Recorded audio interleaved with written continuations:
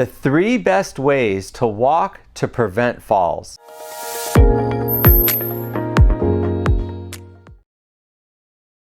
Hi, my name is Doug. I've been a physical therapist for 30 years and I specialize in helping people with balance problems learn to walk.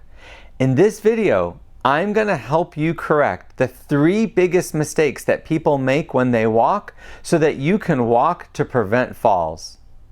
One of the mistakes that people make is they look down too much when they walk. If your head is pointed down the entire time you're walking, you're at a much bigger risk of falling. The reason is when your head is tilted forward, it actually puts your body weight out in front of you, which throws your balance off. One of the best ways to overcome this is with something called scanning. Scanning while walking. Scanning is when you both look down in front of you and look up while you're walking. One of the biggest problems that people have when they walk is a tendency to only look down.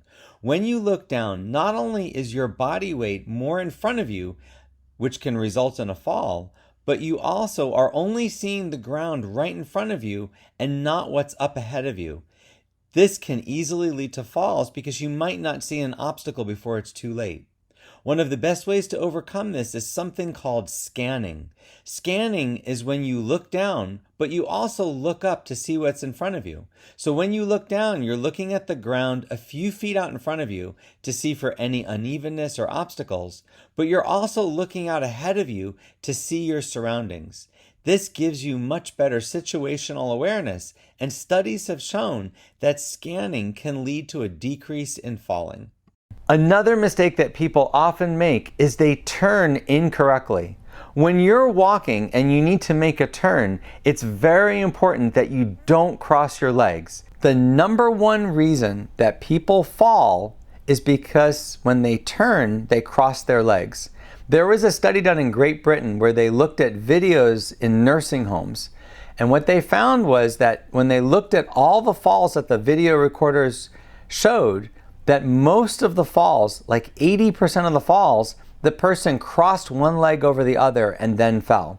If you're walking and when you turn, you cross your leg over to make the turn, that's a very dangerous thing. And I've seen a lot of clients do that on their first day in my office. So that's something that I work with every client, is teaching them to turn basically with their legs apart. So your feet should never cross when you turn. So if you turn to your left leg starts the turn and is what's lifting off the ground when you make the turn. Your right foot should not cross over your left to turn to the left. You should never cross your other foot over to make a turn because it's highly likely that you'll fall if you do that. And if you practice turning correctly, then a lot of times that will become your habit. So whenever you turn to the right or left, you want to take a wide turn. You want to have your feet apart because that's a way to guarantee that you won't fall. Another mistake that seniors often make is they walk with their knee stiff.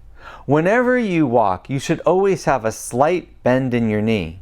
This is especially true when you step on something uneven, like you're walking on the grass or the beach or any uneven surface. Whenever you walk, whenever you step forward and put weight on one leg, your knee should not be hyperextended. Some people call this stiff leg walking, and you commonly see it with people that are fearful of falls or who are afraid of putting all of their weight on one leg. Normally when you walk and your heel hits the ground, your knee needs to be between a 5 and 15 degree bend. Whenever you take a step forward and your heel hits the ground, your knee should be at a 5 to 15 degree bend. This is considered a normal walking posture. The reason for the bend is that you want to be able to quickly react if the ground is uneven or if you're surprised by something in front of you. If your knee is slightly bent, it's a lot easier to shift your weight to the other leg and adjust your walking. If your knee is straight or hyperextended, you must first unlock your knee in order to adjust, but also you're putting a lot more pressure on your joint and especially your meniscus, which over time can lead to problems and even arthritis. Ideally, you should only walk with a slight bend in your knee. I hope you found this video helpful. If you want to see more videos like this, please subscribe to my channel. And if you would like to work with a therapist or trainer that's trained in the techniques that you just saw, they can go to proprioceptiverehab.com to get training from me in exactly how to do this. I offer a course in proprioceptive rehabilitation for physical therapists and personal trainers.